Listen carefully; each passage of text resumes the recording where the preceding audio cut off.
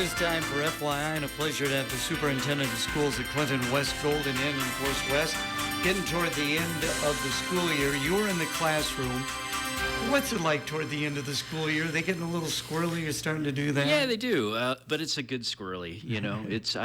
I've always appreciated the end of the school year because you can start to do, state testing is done.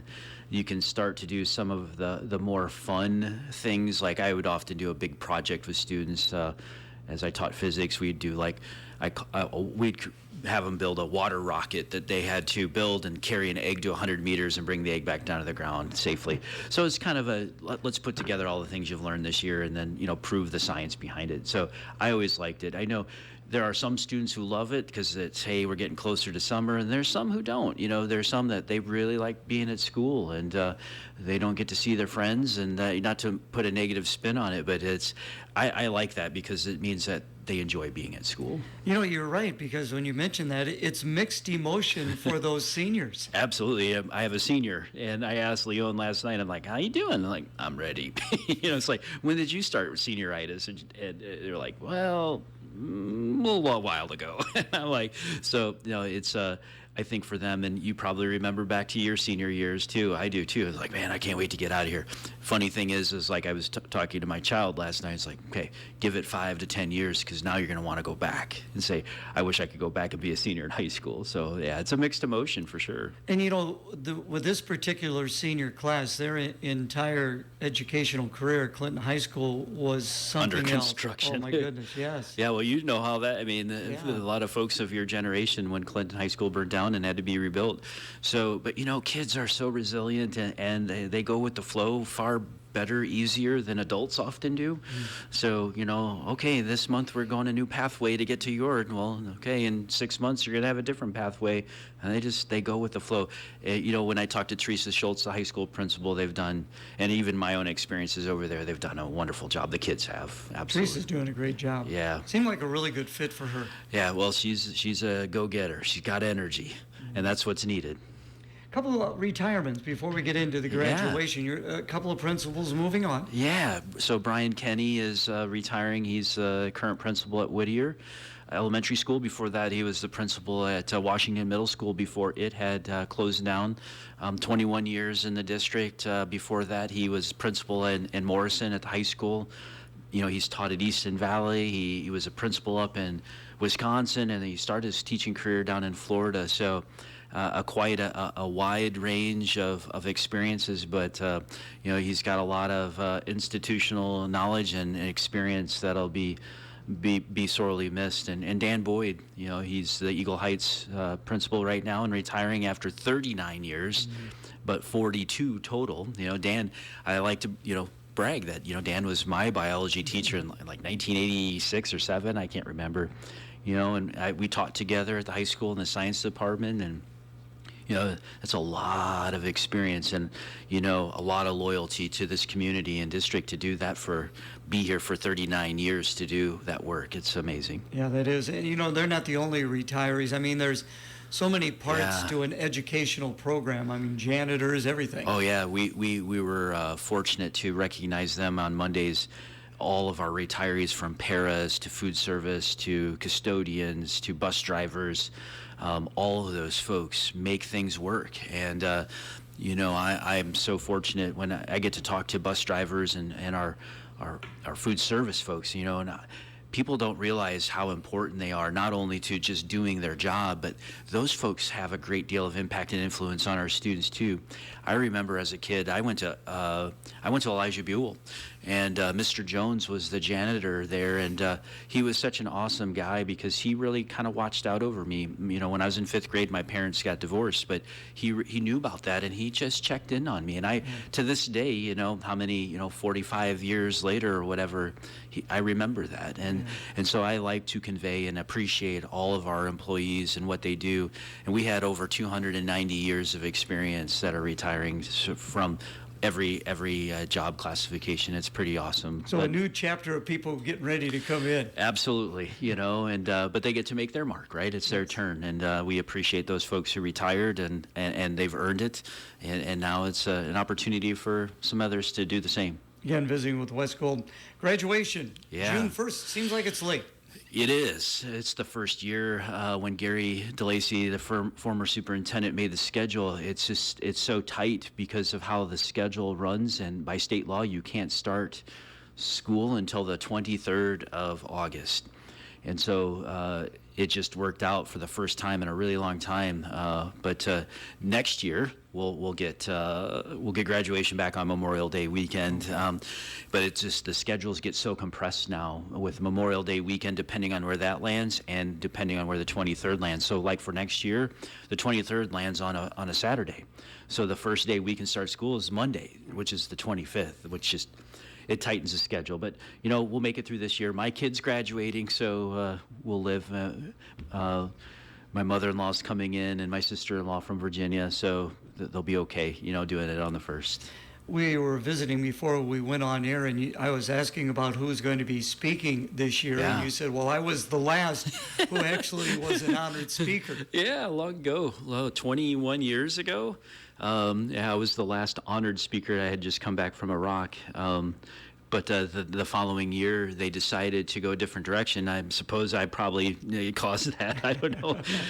But it's really pretty cool. What they do is they have 3 students speak upon the Trident ideals, and that's of, the fighting spirit, tradition, and loyalty. So each students submit a speech, and they actually give that speech to a group of faculty members, staff members, and they're selected to be that honored speaker at graduation. And they do have some other folks speak, but those are the 3 highlighted speakers often. And, a tribute to them to want to come forward and do that. Oh, when I was 18, there's no way I would have. I had been scared. But they do a wonderful job. The kids do a great job. And talk a little bit about how graduation runs. Yeah, so it'll be this year. It's on June 1st at 2 p.m. in your gym, right? We're keeping our fingers crossed because now it's climate controlled, right? So often graduation is just blazing hot, and you put 3,000 people in that gym. It can be a scorcher. But at 2 o'clock they usually do the featured speakers and such, and then they get to honor each student as they cross the stage and receive their diploma. So to me, it's a wonderful time of the year because you get to honor these young people. And I love the idea of that it's commencement. This isn't the end this is the beginning. And it's just the start. We're commencing the next chapter in your life, and it's a great day. Good point. Getting toward the end of the school year, and I see you got something coming up in June, a musical? Yeah, so we're gonna have the spring play musical will be in the new theater, right? We were going to do it much earlier, but we just didn't have all the technical things set in place and all the bugs worked out. So we chose to move instead of not having one. And to honor the theater, and if you've not been in there, I encourage any and all to come and see it. It's such a beautiful facility with just state-of-the-art, characteristics that we just haven't ever had. So we decided, we're going to do this play. We're going to do it it starts on June 12th. It goes, I think that's a Thursday, Friday, Saturday, and Sunday. Come and see our kids. Come and experience the new theater. It's amazing. I've been to a band concert and an orchestra concert in there. The acoustics are just amazing. Okay, boy, that'll be something. Yeah. Before we take a break for the weather, getting toward the end of the spring sports, Cindy Rashi and the River Queen tennis again. My goodness. Yeah, quite a dynasty, truly, and Cindy has been the head of that dynasty for so many years. One individual and one doubles team are headed to state. They're I think next week they've got their regionals as a team, right. And they've got some awesome kids playing and doing great things. It's fun. And we're going to bring up this later, but they're going to go to fall next year. Yeah. And she was thinking, we could win state in the spring and then again in the fall. 2 in 1 year. How does that? It's those unique moments in time where it's an opportunity. Yeah. If anybody can do it, Cindy can do it. Yeah. Exactly. Let's take a break for the weather now. Brought to you by Morrison Community Hospital. Windy and record warmth expected for this afternoon. We'll see mostly sunny skies and temperatures soaring into the low 90s this afternoon. That will break record highs for this state. For tonight, we'll see mostly clear skies and overnight lows in the low 60s. With your Storm Track 8 weather impact forecast, I'm meteorologist Andrew Stutzky. Overcast, we're at 78 degrees. The update brought to you by Morrison Community Hospital. National Nurses Day is observed annually in May. Morrison Community Hospital would like to raise awareness of all nurse contributions and commitments and acknowledge the vital role nurses play in society. Florence Nightingale's birthday was celebrated in May, and that symbolizes the start of a month-long tribute to the nurses at Morrison Community Hospital. Many times, nurses are the front line of communication between doctor and patient. Morrison Community Hospital is proud to recognize the nurses that treat our patients every day. When you visit the hospital, be sure to tell a nurse, thank you. Going to continue our visit now with West Golden. Anybody goes by on 8th Avenue South, they may have noticed that part of Clinton High is gone. It looks a lot different. Yes. Yeah, when we had the Hall of Honor a couple weeks ago, I let those folks who hadn't been in Clinton in a while, like, Clinton High is going to look a lot different than what you remember. That 1969 building is down, and the vast majority of the rubble is being removed. You know, you and I were talking earlier about where does it all go? I don't know, but it's not there. There's a little bit left of the old theater that still needs to be removed, and then they'll start building the final phase, which is going to be really exciting. I would imagine with the students out for the most part, they're going to be able to get a lot done over the summer. I'm crossing my fingers. I'm hoping so. We do suspect that it will last until next summer. So they're going to see this continue to take shape over the next full year. But nonetheless, we're excited for next summer. It coming to full completion and celebrating that moment. Everything pretty much on timeline and in budget as we speak? Well, in budget, absolutely. Okay. We're definitely in budget. We're way past timeline. Yeah, and I say that because, when this whole project started, think about it, it was 2020. That's when the community voted overwhelmingly to do this. Then COVID happened literally moments after the vote. And then we had so much, so many challenges with just supply chain and so on and so forth, because there's a lot of steel in that building, and there's so many aspects and characteristics of that building that are just so unique that require specialized parts and so on. So, and sometimes you just don't expect what was in the ground to be what was in the ground. And, so we're probably about a year, it will finish about a year or so behind schedule, but we're within budget, so. And what's it going to look like when it's all done? Oh, the front's going to be a beautiful kind of grand facade.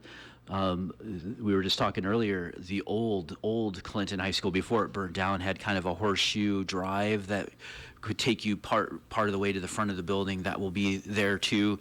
It won't go as far back, but where the old 1969 building was, there'll be a new 2-story administration school counseling suite to the left over by the library, and then directly in front as you cross towards your gymnasium to the west, you'll have a really beautiful glass front, and that what will be is the kind of the commons area to the front of the building that will take you directly to the theater. It'll take you to the lunchroom commons area, or if you go to the right, it'll take you over to your gym. It's going to be a pretty cool building. It's going to be awesome. I'm sure it's something the students and the community should be quite proud of. Absolutely, and we have the community to thank for this. Yeah. What we do is in support of our community, and 5 years ago, our community overwhelmingly supported this effort, and so we hope and we believe that our community is and will continue to be proud of this new chapter in Clinton High School's history. It'll be something to see when it is done. Absolutely. No doubt about that. Absolutely. Again, visiting with West Golden. Well, let's look ahead to next year. Yeah. Your second full year at the helm. We'll go. Academically, what are we looking at Yeah, there? so some interesting things at the high school. We've really been championing and really working towards a work-based learning programming. And right now, with the way the high school schedule is set up, where it's really only about 50-ish minutes of class, it's really hard to get students out into the community to get that authentic experience in in one of our businesses or industries. So they're going to go to a block schedule, a little bit different than what we did a long time ago, but that will give students the opportunity to actually have an authentic experience regularly, because classes will be a little bit longer. So that's an exciting piece. Also, we're moving to early out Fridays instead of Wednesdays. Many of the community or local school districts have done that and are continuing to do that. Why would we do that? Well, it's in an effort to primarily Clinton Community College. Most of their school days are Monday, Tuesday, Wednesday, and Thursday, with half days on Fridays. Well, we're doing half days on Wednesdays, so it would often exclude students from taking that class because they're not in school at that time, or kids wouldn't choose that class because, like, why would I take class when I'm not in school? So we're trying to better align with Eastern Iowa Community College, and we're hoping to inspire and motivate more students to take those classes. So that will be an exciting thing. There's some other benefits. There'll be some other interesting things that we'll take a look and see how it goes. But we're moving into that. And a big thing at Clinton High School, Nate Herrig, our high school, he's a math teacher and also the head football coach, is moving to the at-risk coordinator position. Because Sarah Irwin has taken on the position at Eagle Heights Elementary as the head principal there. So I'm excited for Nate. He builds such amazing relationships with kids, and he's just the guy that those kind of kids need in order to help guide them through their high school. And he's got the size for it. Oh, yeah, he absolutely has the size for it. He can be imposing. He can be, but he's truly. I know both of my children had him as a teacher, and both of them were not math lovers, but they loved Nate as a teacher. It's got to be tough to lose a good math teacher, though. It is, yeah. But we try to put people in places where we know they'll really contribute, and Nate will, no matter where he's at. But it's a great opportunity for him.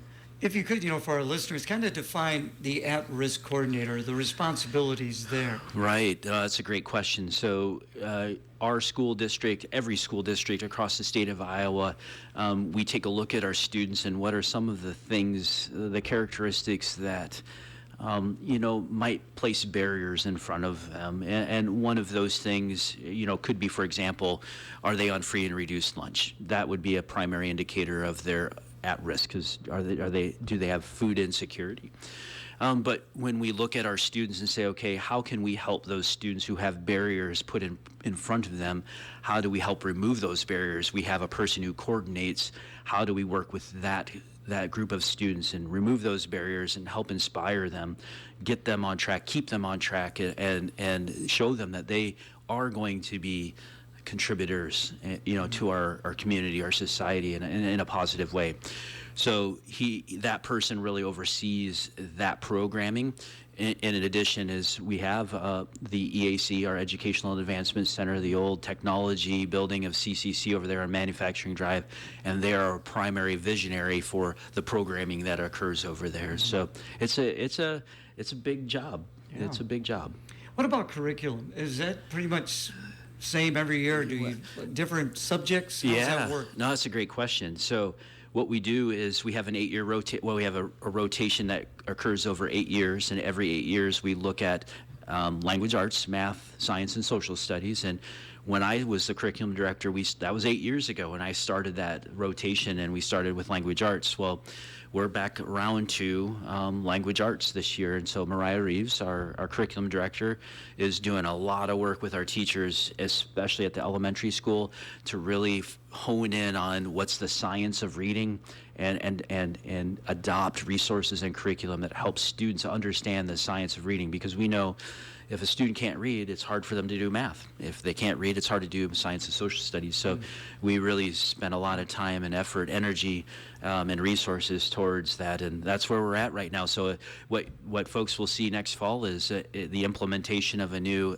language arts curriculum at the elementary level, and our teachers have bought into it. So it's going to be a good start for next year with that. I want to talk a little bit about the role of athletics plays in the development of the young person, because it teaches them, I would think, time management, certainly. Holy cow. I was just having this exact conversation with Kevin Bear, the high school athletic activities director, and You know, and that is a question, is how do we get more students involved in those activities? And it doesn't even have to be sports. It could be band, orchestra, choir, drama, you name it. But absolutely, we're both products of, you know, athletics at Clinton High School or activities at Clinton High School. There's so many things. It helps them be empathetic towards their peers. It helps them collaborate and be a team member. It helps them to be socially aware. When, hey, your teammate's down, how do you help pick them up? And when somebody does something great, how do we celebrate? How do we manage our time? How do we hold each other accountable? You know, I'm a huge believer in it. Like I told my kids, I don't care what you do, but you do something. You know, you have to do something. So that's so important. You know, a great story. Jeff Jacobs, an outstanding runner. Absolutely. He decided he was not going to play football his freshman year. And his father said, well, you just can't sit around the house. I want you to do something. So he ran cross country. The rest is history. Yeah, history. Holy cow, you know, just a legend, not only here at Clinton High, but went on to the University of Illinois and became an All-American. And yeah. And there's so many kids who even though they're not a state champion or All-American, what they learn and gain from those activities is what will help guide them through the rest of their life, whether they're a champion or not. And finally, thank you so much for your time. Look back over your first year. What are some of the things you're proud of? I'm proud of the people. You know, I always am. I'm a firm believer that when things go well, that's their fault. And because there's so many folks, whether it's, you know, our paraeducators, our bus monitors, our food service, our custodians, our teachers, our administrators, the amount, and I'll go as far as to say is even, you know, our community members, our parents, that it takes a lot to educate a student. It takes a lot to get them to school. It takes a lot to keep them at school. It takes a lot to educate them while they're at school. It takes a lot to care about them, and people do it unconditionally. And that is always something that makes my heart melt to see that every day. What's summer going to be like for you? Well, we'll take You're gonna get a break? Yeah, of course. My wife will make me, and that's okay. It's a time for folks to reset. It's an opportunity for us to also reflect on the past year, and you know, tweak things for next year. So, and that's something that I always get excited about, because it allows us as an administrative team to kind of get excited for the next year. As always, appreciate your time. We'll talk to you later. Thank you, sir.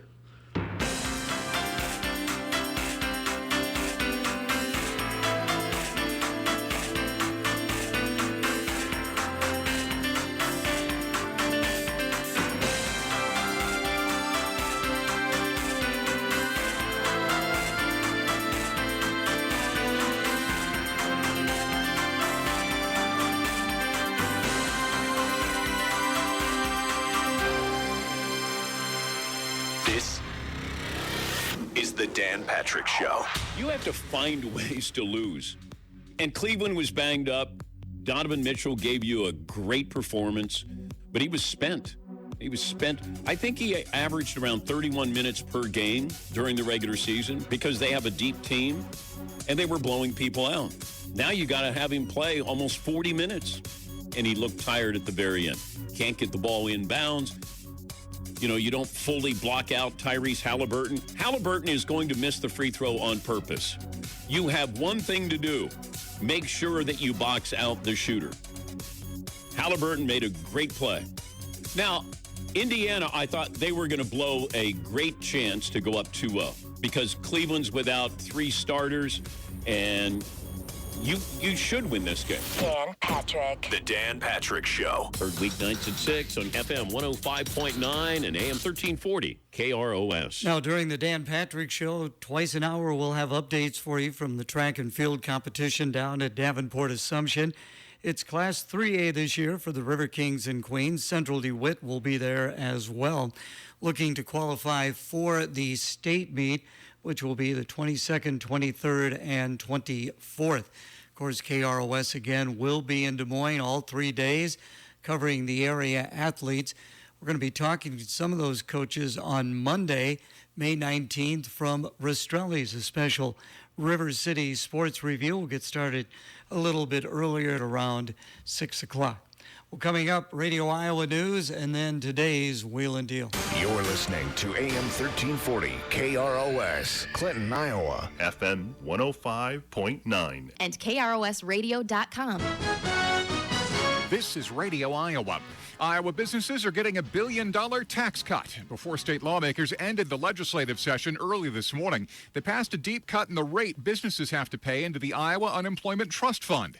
Democrats blasted Republicans for doing nothing to lower property taxes. Representative Bobby Kaufman, a Republican from Wilton, said the property tax system was set up 50 years ago, and the groundwork was laid this year for reform next year. I consider it to be thorough and thoughtful, because we're meeting with stakeholders, we're meeting with the taxing entities, we're meeting with the taxpayers. We're going to get it done right. Democrats also criticized the GOP's state budget plan, which relies on withdrawing $900 million from state reserves. Senator Matt Blake, a Democrat from Johnston, says Republicans are deficit spending. We are struggling to even pay our bills without using our savings, which I don't think I would advise any of my family members to do. The Senate adjourned about 6 this morning, the House at 6:31. This is Radio Iowa. So why do I need vaccinations? If I don't get vaccinated, how sick could I get? Can I get multiple vaccines at once? What's done to make sure vaccines are safe? It's important to address your concerns about vaccines. Just make sure to get answers from people you can trust. Ask your healthcare provider about vaccinations, because they know you, and they'll always put your health first. Brought to you by the Iowa Department of Health and Human Services.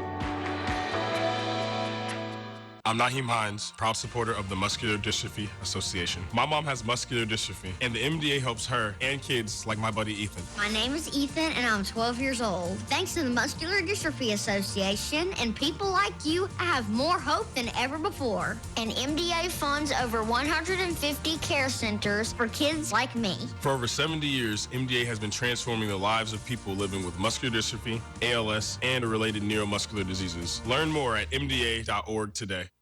Before adjourning, the legislature okayed a plan to distribute nearly $57 million for opioid addiction treatment and prevention programs after 3 years of negotiations. Senate Democratic leader Janice Weiner's daughter has a substance use disorder. Weiner says more than 1,100 Iowans died of opioid overdoses during the 3 years it took to get to this point. For too long, the majority party has failed Iowans on this issue.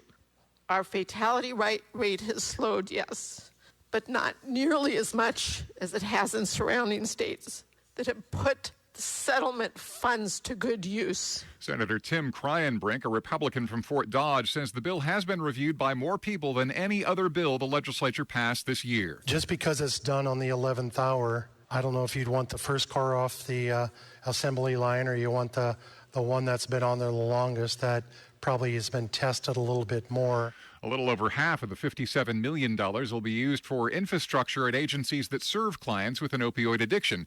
The rest will be used to support counseling and other programming. State investigators are being accused of testing software in the Iowa Capitol before using it to monitor athletes at Iowa and Iowa State to see if they are using smartphone apps to gamble. Republican Representative Megan Jones of Sioux Rapids says it appears the Iowa DCI spied on people in the Iowa Capitol without a warrant.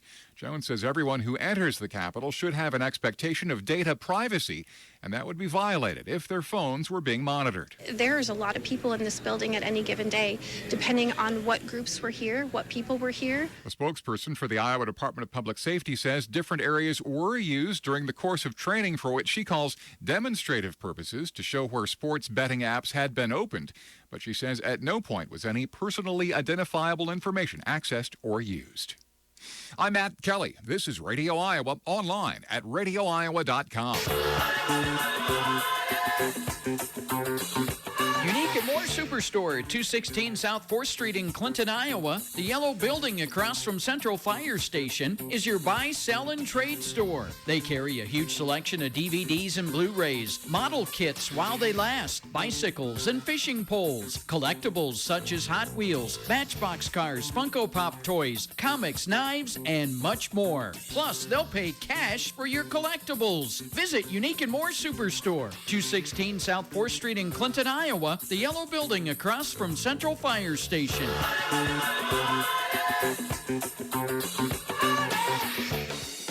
Welcome to Wheel and Deal on KROS. Wheel and Deal is your buy, sell, and trade show that comes to you every Monday through Saturday morning at 9:35. To hear your items read on air during the show, you can mail us your list of not more than 3 items to KROS Wheel and Deal, P.O. Box 518, Clinton, Iowa 52733, or email your list to contactus@krosradio.com, or fax your list to 563-242-4825, or drop off your list at our studio at 870 13th Avenue North during business hours. Facebook users, be sure to use the KROS Wheel and Deal Facebook page to list your items there. For complete details about Wheel and Deal, go to our website, krosradio.com, and click on Wheel and Deal Show under the Programs menu. Now here's today's Wheel and Deal. And good morning and welcome to the program, 242-1252. Once again, our telephone number to call. Once again, I'll be sitting in for Paul on today's program. Let's go and get started by taking a look at the Wheel and Deal mailbag. Have a TV for sale, $25 or best offer. They will also do tilling, lawn mowing, and trimming. You can give them a call at 563-559-4610. 563-559-4610. Party looking for a handgun and hose for a power washer, 1700 PSI electric. Otherwise, they will sell the pump, which is good. Pump for $40. Call 563-522-2425. 522-2425. For sale, Canterbury rugby cleats at size 13, black in color and perfect condition. They're asking $80 firm. Call or text 563-219-3161. 563-219-3161. Party with 2 cemetery lots in Clinton Lawn Cemetery, $800 for both. 563-212-7540. 563-212-7540. For sale, a yard machine, 2-cycle garden cultivator for $50. Also a 30-inch outdoor fire pit, new in the box, for $40. Call area code 309-830-3880. It is located in Fulton. 309-830-3880. Party that has vintage Italian alabaster grape clusters. $50 or best offer, rare I understand. DVD player for $10. They also have various wood pieces, wood panels, 5-foot posts, etc. used, not new, all free for the hauling. Call 563-241-6016. They ask that you leave a message, 563-241-6016. Party that will do lawn and trim work, small lawns only, $25. You can text 563-219-6268. Again, text 563-219-6268. And also in the Wheel and Deal mailbag for sale, an Alice Chalmers tractor model WD with the belly mower, $2,500 or best offer. Couple of phone numbers to call, 815-622-3810 or 815-622-5730. Again, you can write to us if you want to be a part of our Wheel and Deal mailbag. It's time now on today's Wheel and Deal on KROS for today's Daily Classified.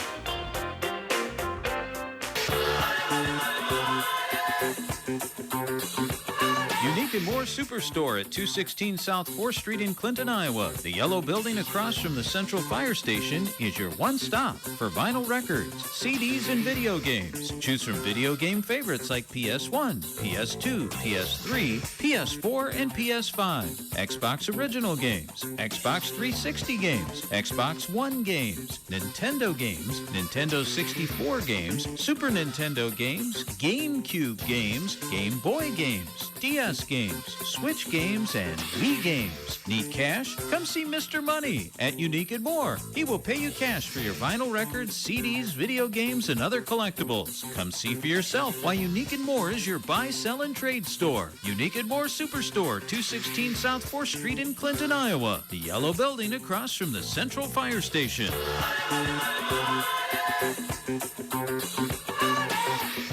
Has your vacuum cleaner seen better days? If so, it's time you push, pull, or drag it to Quality Vacs in Clinton. They carry nearly all makes and models of vacuums, along with parts, belts, filters, and bags. Plus, they do repairs and tune-ups on vacuums and accept trade-ins. What are you waiting for? Push, pull, or drag your old vacuum today to Quality Vacs, 201 5th Avenue South in Clinton, across from Ancient Dragon Antiques. You'll be glad you did. That's today's Daily Classified on KROS. To find out how to advertise your business or business services during our Wheel and Deal show, call during business hours at 242-1252 or email contactus@krosradio.com, and we will be happy to include your business in our Daily Classified. Heard during Wheel and Deal on FM 105.9 and AM 1340 KROS. The Clinton Walmart is celebrating its 25th anniversary this Saturday, May 17th, and you're invited.